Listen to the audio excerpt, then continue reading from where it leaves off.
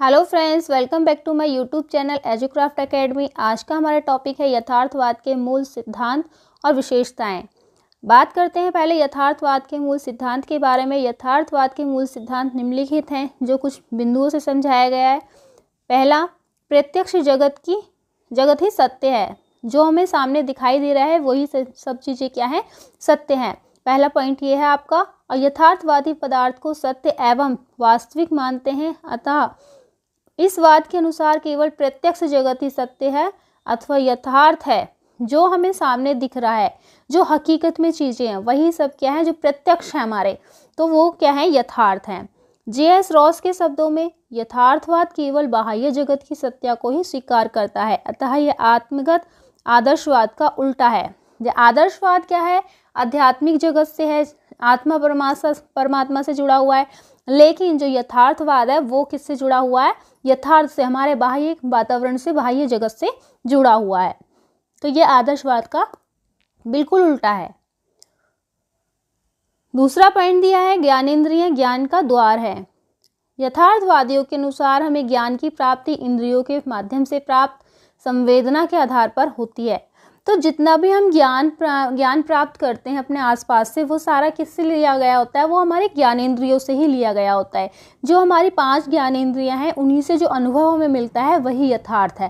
ठीक है, हकीकत हम उसी से जानते हैं, उसी से हमें ज्ञान प्राप्त होता है यथार्थ का, वास्तविकता का।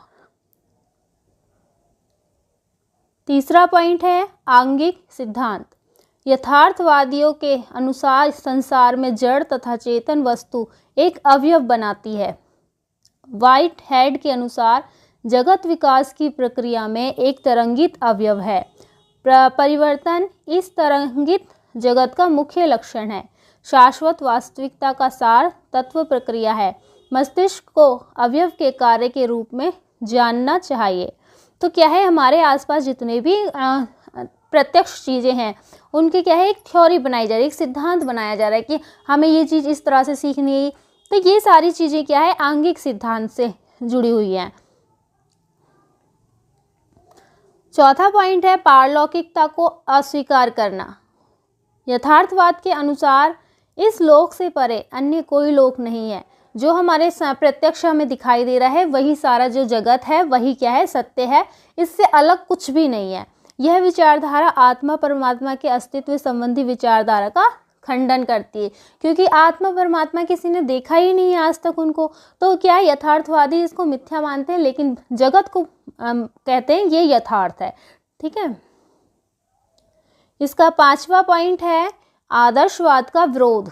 यथार्थवाद के अनुसार आत्मा परमात्मा तथा परलोक शब्द केवल कल्पना की उपज है। आदर्शवाद का विरोध करता है यथार्थवाद। जैसे यथार्थवाद किसको मानता है, हकीकत को मानता है ना। यथार्थ जो कि हमारे सामने जो चीज़ें दिखाई दे रही हैं हमको प्रत्यक्ष में जो है, उन सब चीज़ों को क्या है, यथार्थवाद मानता है। तो इसलिए यथार्थवाद आदर्शवाद का भी विरोध करता है, क्योंकि आदर्शवाद में क्या है, एक कल्पना, एक सोच है कि हाँ ऐसा है, परमात्मा ऐसे दिखाई देते हैं, इस तरह से हम परमात्मा से मिल सकते हैं। ये क्या है, एक सोच है। तो इसका जो है खंडन करता है यथार्थवाद। यथार्थवाद आदर्शवाद को बिल्कुल भी नहीं मानता। छठा पॉइंट है मनुष्य भौतिक जगत का एक अंग मात्र है। यथार्थवाद के अनुसार मानव भौतिक जगत का एक अंग है।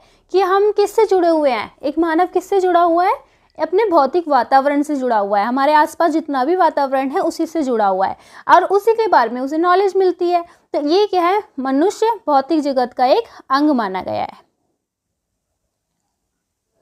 प्रयोग पर बल।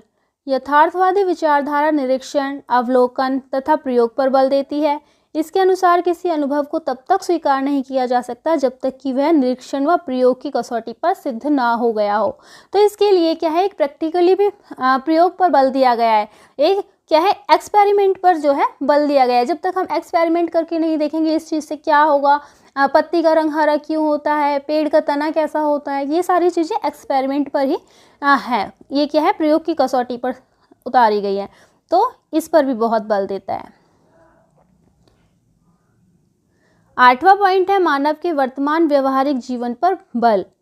यथार्थवादी आत्मा परमात्मा परलोक आदि आध्यात्मिक बातों में कोई रुचि नहीं लेते। वे मनुष्य को एक जैविक पदार्थ मानकर उसका लक्ष्य सुखी जीवन व्यतीत करना मानते हैं। तो मानव के जो वर्तमान व्यवहार है उस पर बल देता है यथार्थवाद। वो कहता है कि अगर जो हकीकत में है, जो आज के टाइम में है, उसी पे ज़्यादा ध्यान दिया जाए कि मानव जीवन को किस तरह से सुखी बनाना है, किस तरह से आगे बढ़ाना है, उस पर ज़्यादा ध्यान देना चाहिए। ये तो थी यथार्थवाद के सिद्धांत की बात। अब बात करते हैं यथार्थवादी शिक्षा की प्रमुख विशेषताएं।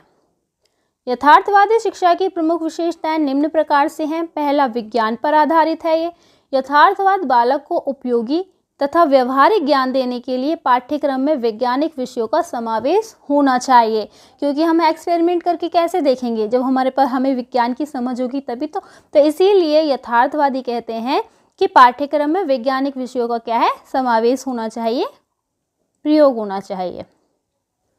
दूसरा, पुस्तकीय ज्ञान का विरोध। यथार्थवादियों ने प्रचलित पुस्तकीय ज्ञान का विरोध किया तथा इसे निरर्थक बताया। तो जो पुस्तकीय ज्ञान होता है वो एक रटा रटाया ज्ञान होता है कि बच्चे क्या करते हैं, उसको रट्टा मार लेते हैं, लेकिन उससे उनको कोई भी समझ नहीं आती कि आखिर ये चीज़ें ऐसी हैं क्यों। तो इसलिए क्या है, यथार्थवाद पुस्तकीय ज्ञान का क्या है, विरोध करता है। तीसरा, बालक के वर्तमान जीवन पर बल। यथार्थवादी बालक के वर्तमान जीवन को केंद्र मानते हैं। वर्तमान जीवन मतलब कि जो आज के टाइम पे जो जीवन है, ये नहीं कि सोच विचार कर रहे हैं कि हम फ्यूचर में ऐसा करेंगे, ऐसा हो। फ्यूचर में अगर हमारा आज अच्छा होगा तो हमारा फ्यूचर भी अच्छा होगा। तो बालक के वर्तमान जीवन पर बल देता है यथार्थवाद। चौथा, प्रयोग तथा व्यवहारिक जीवन पर बल। यथार्थवादी शिक्षा को एक प्रक्रिया मानता है। उन्होंने ज्ञान के लिए ज्ञान के सिद्धांत का खंडन किया है। उनके अनुसार शिक्षा के द्वारा बालक को व्यवहारिक जीवन का ज्ञान मिलना चाहिए, क्योंकि हम व्यवहार हम कैसा रखेंगे, जब हम किसी चीज़ को देखेंगे नहीं, समझेंगे नहीं, तो हमारे अंदर शिक्षा कैसे आएगी। तो इसीलिए क्या है, उन्होंने कहा है शिक्षा के द्वारा बालक को व्यवहारिक जीवन का ज्ञान मिलना चाहिए। दूसरे शब्दों में शिक्षा ऐसी हो जिससे बालक को अपने जीवन का ज्ञान मिल सके। पांचवा, वैज्ञानिक विषयों को महत्व।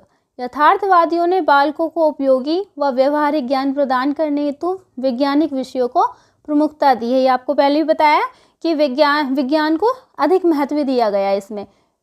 इसके साथ ही उन्होंने विद्यालय की कृत्रिम शिक्षा के स्थान पर प्रकृति की शिक्षा को महत्व दिया है। उन्होंने आपको बताया गया था कि उन्होंने विद्यालय को क्या है, निरर्थक माना है, क्योंकि विद्यालय को महत्व नहीं दिया। उन्होंने कहा है कि अगर बच्चे को शिक्षा देनी है तो क्या है, एक प्रकृति के द्वारा दी जाए, हमारे आसपास के वातावरण के साथ दी जाए। छठा पॉइंट है नवीन शिक्षण विधि एवं शिक्षण सूत्र। एक प्रमुख यथार्थवादी विचारक बेकन ने आगमन पद्धति के नाम से एक नवीन वैज्ञानिक शिक्षण विधि का विकास किया है। तो ये आप याद रखना कि नवीन शिक्षण विधि का विकास किसने किया है, बेकन ने किया है। इसमें बालक निरीक्षण, परीक्षण तथा नियमीकरण के आधार पर ज्ञान प्राप्त करते हैं।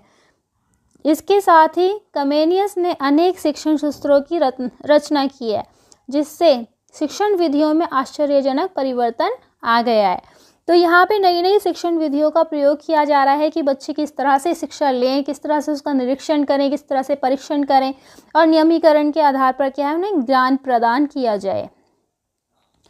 सातवां पॉइंट है विस्तृत व व्यवहारिक पाठ्यक्रम। यथार्थवादियों ने शिक्षा के पाठ्यक्रम को विस्तृत बताया है। तो कार्टन वी गुड के शब्दों में विस्तृत पाठ्यक्रम यथार्थवाद की एक प्रमुख विशेषता है। ये विस्तृत करना, इसको बड़ा करना यथार्थवाद की प्रमुख विशेषता मानी गई है, क्योंकि अगर चीज़ें ज़्यादा नहीं होंगी तो फिर सीखने में भी कठिनाई होगी। यथार्थवादियों ने पाठ्यक्रम में विभिन्न व्यवहारिक विषयों को स्थान प्रदान करके उसे व्यवहारिक बनाने का प्रयत्न किया है, व्यवहार में उतारने के लिए कहा गया है। जब तक कोई भी चीज़ व्यवहार में नहीं उतारी जाएगी तब तक समझ में नहीं आती है।